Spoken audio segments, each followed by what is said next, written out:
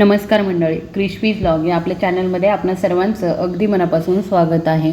जर तुमचं वय 55, 60, 65 किंवा 70पेक्षा जास्त असेल आणि तुमच्या अलीकडे असं लक्षात आलं असेल की सकाळी अंथरुणातून उठल्यावर तुमचे पाय जड वाटतात, थोडं चालल्यावर तुमच्या पोटऱ्या दुखू लागतात, पायऱ्या चढताना तुमचे गुडघे लटपटतात किंवा झोपताना तुमचे पाय अस्वस्थ आणि आखडल्यासारखे वाटतात, तर पुढील काही मिनिटे खूप लक्षपूर्वक ऐका. आज मी तुम्हाला अशी एक गोष्ट सांगणार आहे जी येत्या काही महिन्यांमध्ये तुमच्या आयुष्याची संपूर्ण गुणवत्ता बदलू शकते. भारतातील लाखो वृद्ध लोक दररोज याच समस्यांशी झगडत असतात आणि ते कोणती सर्वात मोठी चूक करतात. ते म्हणतात की मी आता म्हातारा झालो आहे, आता काही हरकत नाही. पण लक्षपूर्वक ऐका, वय ही नेहमी समस्या नसते. अनेकदा आपण दररोज करत असलेल्या आणि आपल्या लक्षात न येणाऱ्या छोट्या सवयी हीच खरी समस्या असते. आणि या सवयींपैकी सर्वात महत्त्वाची सवय म्हणजे सकाळी तुमच्या ताटामध्ये सर्वात आधी काय असतं.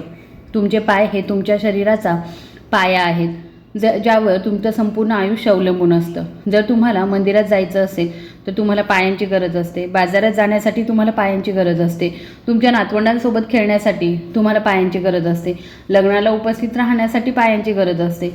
आणि जर तेच पाय तुमचे निकामी झाले तर आयुष्य अंथरुणापुरतंच मर्यादित होतं. आणि प्रत्येक वृद्ध भारतीयाच्या मनामध्ये कुठेतरी ही भीती दडलेली असते, मी माझ्या मुलांवरती ओझं बनेन. म्हणून आज मी तुम्हाला अशा 7 गोष्टींबद्दल सांगणार आहे ज्या तुम्ही सकाळी खाऊ शकता आणि ज्या तुमच्या पायांचे स्नायू, हाडे आणि नसा आणि रक्तप्रवाहाला आधार देऊ शकतात. जगभरातील अनुभवी डॉक्टरांचा असा विश्वास आहे की जर ज्येष्ठ नागरिकांनी सकाळी उठल्यावर नियमितपणे फक्त ही एक गोष्ट खाल्ली तर त्यांना 24 तासांच्या आत त्यांच्या पायांमध्ये थोडा ताजेपणा आणि त्यानंतर खऱ्या अर्थाने ताकद जाणवू शकते. पण त्याकडे जाण्यापूर्वी इतर 6 गोष्टी समजून घेणं महत्त्वाचं आहे, कारण प्रत्येक गोष्टीचं स्वतःचं असं कार्य आहे. आणि या व्हिडिओमधील शेवटची गोष्ट क्रमांक 1 आहे, सर्वात महत्त्वाची आहे, कारण ती प्रत्येक भारतीय स्वयंपाकघरामध्ये असते, पण बहुतेक लोक सकाळी ती खाण्याची योग्य पद्धत विसरले आहेत. आणि म्हणूनच व्हिडिओ शेवटपर्यंत नक्की बघा. वयानुसार आपल्या शरीरामध्ये 3 मोठे बदल होतात. पहिला बदल म्हणजे स्नायूंचं प्रमाण हळूहळू कमी होणं. वैद्यकीय भाषेमध्ये याला सार्कोपेनिया म्हटलं जातं, म्हणजे स्नायूंची घट होणं. सोप्या भाषेत सांगायचं झालंच तर हे एका मजबूत दोरीसारखं आहे जे हळूहळू पातळ होत आहे. जर वयाच्या 60 वर्षानंतर जर तुम्ही तुमच्या स्नायूंना योग्य पोषण आणि थोडा व्यायाम दिला नाही तर तुम्ही दरवर्षी सरासरी 1 ते 2% स्नायू गमावू शकता. दुसरा बदल म्हणजे हाडांमधील कॅल्शियम कमी होऊ लागतं आणि हाडे आतून पोकळ होऊ लागतात. याला ऑस्टिओपोरोसिस म्हटलं जातं. हाड बाहेरून मजबूत दिसतं पण आतून ते जुन्या विटेसारखं कमकुवत होतं. आणि तिसरा बदल म्हणजे रक्ताभिसरण मंदावतं, विशेषतः पायांमध्ये, कारण पाय हृदयापासून सर्वात दूर असतात आणि खालून रक्त परत वर आणणं हे हृदयाचं सर्वात कठीण काम असतं.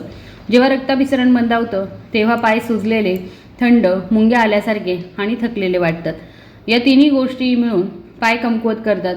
पण यातली सर्वात चांगली गोष्ट काय आहे? या तिन्ही गोष्टी तुमच्या सकाळच्या जेवणाने मोठ्या प्रमाणात सुधारल्या जाऊ शकतात. जी तुम्ही तुमच्या स्वयंपाकघरामध्ये, तुमच्या घरामध्ये आणि तुमच्या दैनंदिन जीवनामध्ये सहज वापरत असतात तीच महागडी औषधं किंवा मग परदेशी सप्लिमेंट्स किंवा मग गुंतागुंतीच्या उपचार पद्धतीसुद्धा नाही आहेत. सुरुवात करण्यापूर्वी मला कमेंट बॉक्समध्ये तुमचं वय काय आहे आणि तुम्ही सध्या हा व्हिडिओ कुठून बघत आहात हे मला नक्की सांगा. तुम्हाला कुठला त्रास आहे का ते पण सांगा. पायांमध्ये जसं की गुडघेदुखी, पोटऱ्यांमध्ये पेटके येणं, चालताना थकवा येणं, रात्रीची अस्वस्थता किंवा पायऱ्या चढताना धाप लागणं. तुमची एक छोटीशी कमेंट दुसऱ्या एखाद्या वृद्ध व्यक्तीला नक्कीच मदत करू शकते, ज्यामुळे त्यांना जाणवेल की ते एकटे नाहीत. चला तर मग आपण सुरुवात करूया. आता 7व्या क्रमांकावरती आहे एक फळ जे जवळजवळ प्रत्येक भारतीय घरामध्ये आढळतं. ते प्रत्येक ऋतूतसुद्धा सहज उपलब्ध असतं आणि ते स्वस्तही असतं. पण ते बहुतेक वृद्ध लोक याकडे दुर्लक्ष करतात. त्यांना वाटतं की हे एक सामान्य फळ आहे आणि हे पिकलेलं आहे. बघा जरा पिकलेली केळी बघा. जर तुम्हाला झोपेमध्ये किंवा सकाळी उठल्यावर तुमच्या पोटऱ्यांमध्ये अचानक तीव्र पेटके येत असतील, ज्याला आपण पेटके येणं किंवा पायांमध्ये गोळे येणं म्हणतो, तर त्यामागे एक मोठं कारण आहे शरीरातील पोटॅशियम आणि मॅग्नेशियमची कमतरता. आणि ही दोन्ही खनिजे स्नायू शिथिल होण्यासाठी आणि त्यांच्या योग्य कार्यासाठी आवश्यक आहेत. आणि केळी, विशेषतः मध्यम आकाराची पिकलेली केळी, पोटॅशियमचा एक उत्कृष्ट नैसर्गिक स्रोत आहे. असा विचार करा की तुमचे स्नायू स्प्रिंगसारखे आहेत.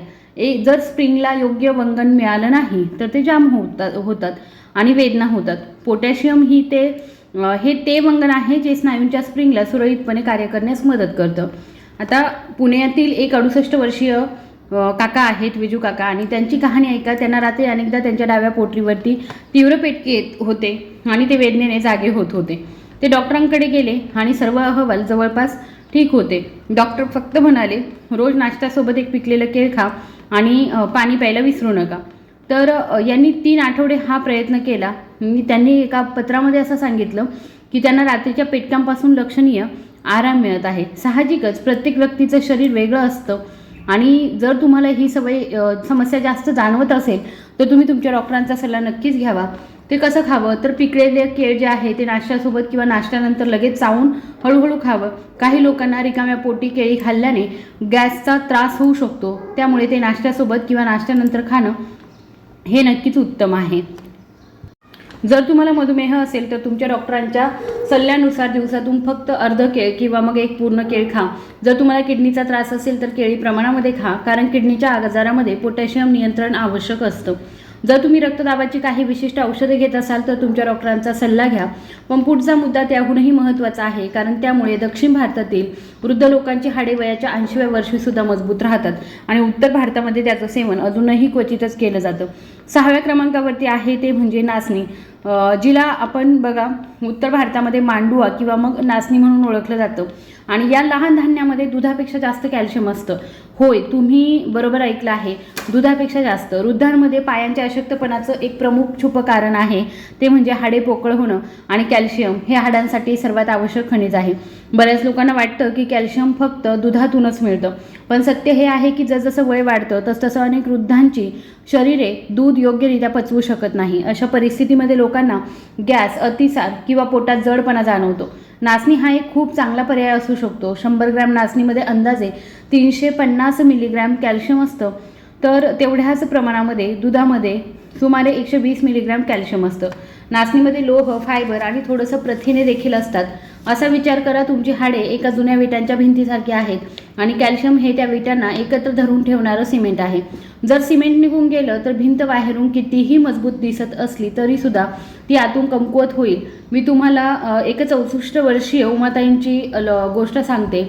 5 वर्षांपूर्वी हाडांच्या तपासणी दरम्यान त्यांच्या डॉक्टरांनी त्यांना असं सांगितलं होतं की त्यांची हाडे कमकुवत होत आहेत. त्यांनी रोजच पोळीच्या पिठामध्ये साधारणतः 3 भाग गहू आणि 1 भाग नाचणी टाकायची आहे.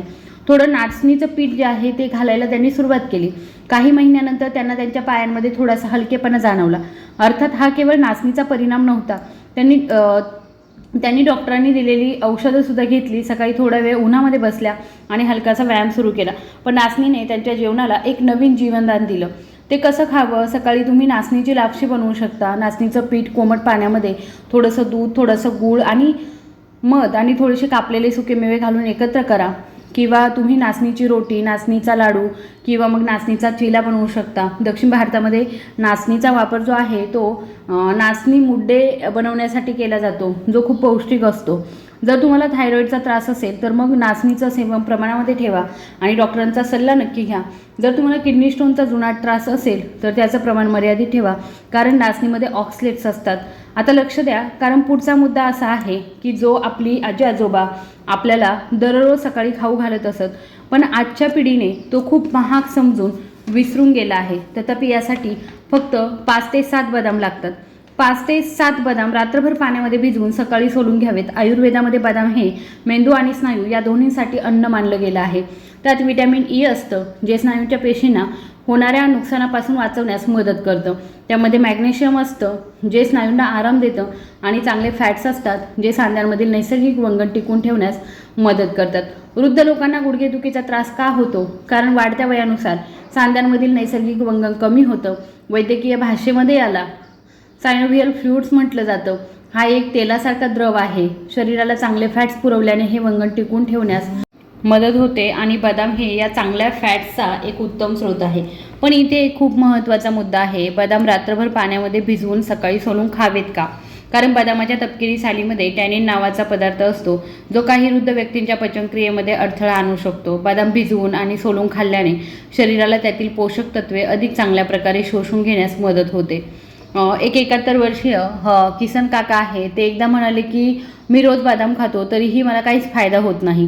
तेव्हा मी त्यांना विचारलं की तुम्ही ते कसे खाता, तर ते म्हणाले की मी मूठभर बदाम घेऊन खातो, ते कोरडेच खातो. ही एक चूक आहे जी अनेक लोक करतात.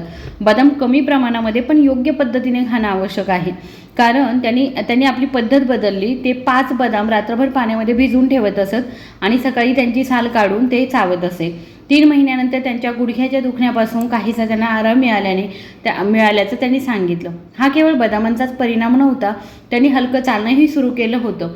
आता ते कसे खावे तर बघा, झोपण्यापूर्वी 5 ते 7 बदाम एका लहान वाटीमध्ये पाण्यामध्ये भिजवा. सकाळी पाणी काढून टाका आणि रिकाम्या पोटी किंवा नाश्त्यासोबत त्यांची साल काढून हळूहळू ते चावून खा. प्रत्येक बदाम किमान 25 ते 30 वेळा चावा. तुम्ही जितके जास्त चावाल तितके जास्त पोषक तत्वे तुम्हाला मिळतील. जर तुम्हाला पित्ताशयाचा त्रास असेल किंवा तुम्ही कोलेस्ट्रॉलची औषधे घेत असाल तर शिफारस केलेल्या प्रमाणामध्ये सेवन करण्यापूर्वी तुमच्या डॉक्टरांचा सल्ला नक्की घेतला पाहिजे. जास्त बदाम खाल्ल्याने वजन वाढू शकतं, म्हणून 7 पेक्षा जास्त बदाम खाणं टाळा. पुढचा मुद्दा विशेष आहे, त्याच्यासाठी आहे जे शाकाहारी आहेत, मांस किंवा मासे खात नाही आणि तरीही त्यांना त्यांच्या स्नायूंसाठी खरे प्रथिने हवे आहेत. तर चौथा मुद्दा आहे तो म्हणजे मोड आलेले मूग, जे सामान्यतः मुगाचे कोंब म्हणून ओळखले जातात. जसजसं आपलं वय वाढतं तसतशी आपल्या शरीराला प्रथिनांची सर्वाधिक गरज भासते. स्नायू प्रथिनांपासूनच बनलेले असतात. जर तुम्ही पुरेसे प्रथिने घेत नसाल तर तुम्ही कितीही व्यायाम केला तरी तुमचे स्नायू तयार होणार नाहीत. वृद्ध व्यक्तींसमोरील सर्वात मोठं आव्हान हे आहे की त्यांचे शरीर प्रथिनांवर पूर्वीसारखी चांगली प्रक्रिया करत नाहीत. तरुणपणी जसे प्रथिने शोषली जायची तसे आता ते शोषले जात नाही. अशा परिस्थितीमध्ये मोड आलेली मूगडाळ एक चमत्कारिक पर्याय ठरू शकते. जेव्हा मूगडाळ भिजवून तिला मोड आणले जातात तेव्हा तिची पचनक्षमता खूप वाढते. याचा अर्थ असा की मुगामध्ये पूर्वी बंद असलेली प्रथिने आता सहज पचतात. या व्यतिरिक्त यामुळे त्यातील व्हिटॅमिन सी, फायबर आणि अनेक आवश्यक खनिजे देखील वाढतात. असा विचार करा की एका कुलूपबंद तिजोरीमध्ये भरपूर सोनं ठेवलेलं आहे, पण तुमच्याकडे त्या तिजोरीची चावी नाही. मूगडाळ भिजवून तिला मोड आणणं ही त्या तिजोरीची चावी आहे. आता ते सोनं म्हणजेच त्यातील पोषक तत्व आहे तुमच्या शरीराला उपलब्ध होतात. ही गोष्ट आहे एका 62 वर्षीय ताईंची. त्यांना खूप थकवा जाणवायचा. अगदी थोड्याशा हालचालीने सुद्धा त्यांच्या पायांमध्ये वेदना आणि जडपणा यायचा. डॉक्टरांनी त्यांच्या शरीरामध्ये हिमोग्लोबिन आणि प्रथिने कमी असल्याचं निदान केलं होतं. त्यांनी रोज सकाळी नाश्त्यामध्ये सॅलडप्रमाणे 1 वाटी मोड आलेले मूग डाळ, थोडंसं लिंबू, सैंधव मीठ, कोथिंबीर आणि टोमॅटो खाण्यास सुरुवात केली. 6 आठवड्यानंतर त्यांनी असं सांगितलं की त्या आता स्वयंपाकघरामध्ये बऱ्याच वेळ उभ्या राहू शकतात आणि त्यांचा थकवासुद्धा खूप कमी झाला आहे. हा केवळ मुगाचा चमत्कार नव्हता, डॉक्टरांची औषधेही प्रभावी होती, पण हा आहारातील बदल खूप उपयुक्त ठरला. तर आता कसं खायचे तर मूठभर हिरवे आणि पिवळे मूग रात्रभर पाण्यामध्ये भिजवून ठेवा. सकाळी पाणी काढून टाका आणि ते एका ओलसर सुती कापडामध्ये ठेवा. दुसऱ्या दिवसापर्यंत लहान कोंब आलेले असतील मग ते कच्चे किंवा लिंबू आणि मीठ घालून हलके वाफवून खा. काही वृद्ध लोकांना कच्चे कोंब पचायला त्रास होतो. अशा परिस्थितीमध्ये ते हलके वाफवून घ्या. जर तुम्हाला गॅसचा त्रास होत असेल तर सुरुवातीला प्रमाण कमी ठेवा. अर्ध्या वाटीने सुरुवात करा, थोडा वेळ थांबा. जर तुम्हाला आतापर्यंतची माहिती उपयुक्त वाटली असेल तर ती तुमच्या आईवडिलांसोबत, आजी आजोबांसोबत आणि इतर व्यक्तींसोबत सुद्धा शेअर करा आणि त्याचबरोबर व्हिडिओला लाईक करा, चॅनलला सबस्क्राईब करा. दर आठवड्याला आपल्या चॅनलवरती असेच नवनवीन व्हिडिओ, विश्वसनीय आणि उपयुक्त आरोग्यविषयक माहिती घेऊन येत असतात. तुमच्या छोट्याशा सबस्क्रिप्शनमुळे मला माहिती जी आहे ती लाखो वृद्ध भारतीयांपर्यंत पोहोचवण्यास मदत होते. आता आपण परत जाऊया पुढच्या मुद्द्याकडे. 3 मुद्द्यांसाठी त्या तयार राहा, कारण खरी महत्त्वाची गोष्ट आता सुरू होते. तिसरा मुद्दा आहे सकाळी 1 कप कोमट दुधामध्ये 2 भिजवलेले खजूर घालून प्या. बघा, वृद्धांमध्ये पायांच्या अशक्तपणाचं एक छुपं कारण म्हणजे लोहाची कमतरता किंवा ॲनिमिया. जेव्हा हिमोग्लोबिनची पातळी कमी असते तेव्हा पायांपर्यंत ऑक्सिजन योग्य प्रकारे पोहोचत नाही आणि जेव्हा ऑक्सिजनची पातळी कमी होते तेव्हा स्नायू कमजोर होतात, थकवा लवकर येतो आणि पायऱ्या चढताना धाप लागू शकते. खजूर हे लोहाने समृद्ध असलेलं फळ आहे. त्यात नैसर्गिक गोडवा, फायबर, पोटॅशियम, मॅग्नेशियम आणि अनेक जीवनसत्वे देखील असतात आणि जेव्हा कोमट दुधासोबत सेवन केले जातात तेव्हा दुधातील कॅल्शियम आणि खजुरातील लोह एकत्र येऊन हाडे आणि रक्त या दोन्हींना आधार देतात. असा विचार करा की तुमच्या लाल रक्तपेशी ही एक छोटी कुरिअर सेवा आहे जी शरीराच्या प्रत्येक कोपऱ्यामध्ये ऑक्सिजन पोहोचवते. जर कुरिअरची संख्या कमी झाली तर काही भागांमध्ये, विशेषतः दुर्गम भागांमध्ये वितरणास विलंब होतो किंवा ते अपूर्ण राहतं. लोह हे या कुरिअरना बनवण्यासाठी लागणारा कच्चा माल आहे असं समजा. मी तुम्हाला 66 वर्षीय मनोहर काकांची गोष्ट सांगते. त्यांना अनेकदा चक्कर यायची आणि चालताना मध्येच थांबावं लागायचं. तपासणीमध्ये त्यांच्या हिमोग्लोबिनची पातळी खूप कमी झाल्याने त्यांना चक्कर येत होती असं आढळून आलं. डॉक्टरांनी त्यांना लोहाच्या गोळ्या लिहून दिल्या आणि घरातील सर्वांनी त्यांच्या आहारामध्ये बदल केले. त्यांनी दररोज सकाळी 2 भिजवलेले खजूर आणि 1 कप कोमट दूध प्यायला सुरुवात केली. 3 महिन्यानंतर त्यांच्या हिमोग्लोबिनच्या पातळीमध्ये सुधारणा झाली. आता ते दररोज संध्याकाळी त्यांच्या परिसरातील उद्यानामध्ये अर्धा तास चालू शकतात. कसं खायचं तर रात्री 2 खजूर एका भांड्यामध्ये पाण्यात भिजवा, सकाळी त्यातील बिया काढून टाका आणि रिकाम्या पोटी किंवा कोमट दुधासोबत खा. दूध खूप गरम नसावं, फक्त त्रास न होता पिण्या इतकं कोमट असावं. जर तुम्हाला मधुमेह असेल तर प्रमाण ठरवण्यासाठी तुमच्या डॉक्टरांचा सल्ला घ्या. खजूरमध्ये नैसर्गिक साखर असते, पण मधुमेहासाठी सावधगिरी बाळगणं आवश्यक आहे. आणि जर तुम्हाला दुधामुळे पचनाचा त्रास होत असेल तर खजूर एकटं किंवा नारळाच्या दुधासोबत खाऊन पहा. पण आपण आता येत आहोत की दुसऱ्या क्रमांकावरती, ज्याला आपल्या उत्तर भारतामध्ये, विशेषतः बिहार किंवा पूर्व उत्तर प्रदेशामध्ये शतकानुशतके सुपरफूड मानलं गेलं आहे.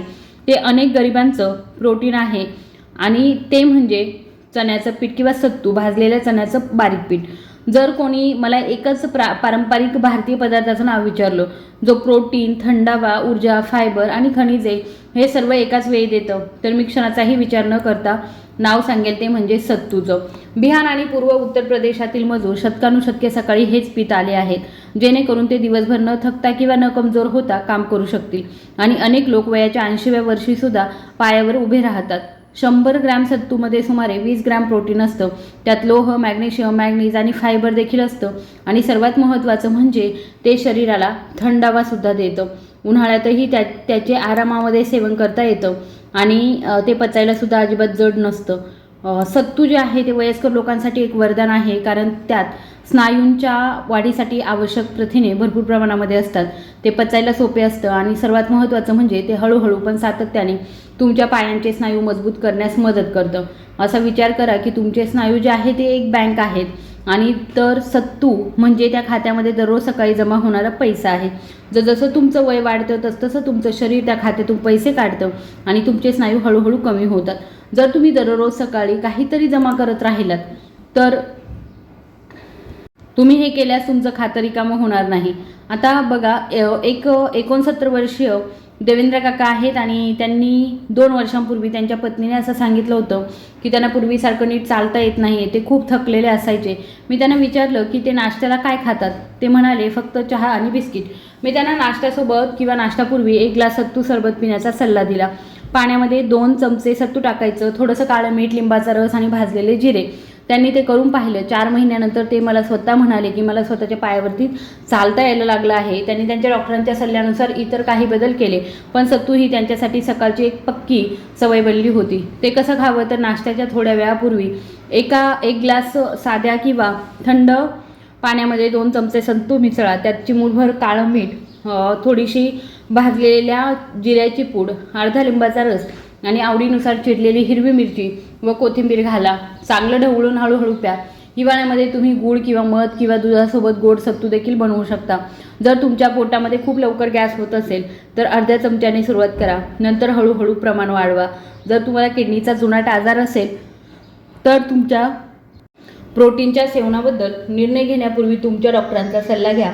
पण आता आपण येत आहोत पहिल्या मुद्द्यावरती आणि हीच ती महत्त्वाची गोष्ट आहे जिची मी आजच्या पूर्ण व्हिडिओमध्ये वारंवार उल्लेख करत आली आहे. लक्षपूर्वक ऐका, कारण हा या व्हिडिओमधील सर्वात महत्त्वाचा मुद्दा आहे. आणि आता आपण पहिल्या मुद्द्यावर आलो आहोत. सर्वात महत्त्वाची, सर्वात प्रभावी आणि सर्वात सोपी गोष्ट म्हणजे रात्रभर पाण्यात भिजवलेली उडीद डाळ. आपले आजोबा आणि पणजोबा सकाळी उठल्याबरोबर हे खायचे. आखाड्यातील पैलवान ते खायचे, गावातील शेतकरी ते खायचे आणि आयुष्यभर काम करणारे भारतीय अगदी 80, 90 किंवा 100 वर्षातही तेच खातात. अनेकदा त्यांच्या नाश्त्यामध्ये मूठभर उडीद डाळीचा समावेश करायचे. का तर चला ते समजून घेऊया. मूठभर भिजवलेल्या उडीद डाळीमध्ये किंवा सुमारे 25 ते 30 दाण्यांमध्ये प्रोटीन असतं, जे स्नायूंची दुरुस्ती आणि ताकदीसाठी आवश्यक असतं. रक्त आणि हिमोग्लोबिन वाढवण्यासाठी लोह स्नायूंचा आकुंचन रोखण्यासाठी आणि आराम देण्यासाठी मॅग्नेशियम, पोटऱ्यांचे पेटके कमी करण्यासाठी पोटॅशियम, हाडांसाठी फॉस्फरस आणि कॅल्शियम, पचनासाठी आणि हळूहळू साखर नियंत्रणासाठी फायबर आणि नसा आणि मज्जासंस्थेच्या बळकटीसाठी बी कॉम्प्लेक्स जीवनसत्वे. या एका मूठभर चण्यांमध्ये तुमच्या पायांना आवश्यक असलेले सर्व काही मिळतं. रक्त, हाडे, स्नायू, नसा आणि ऊर्जा.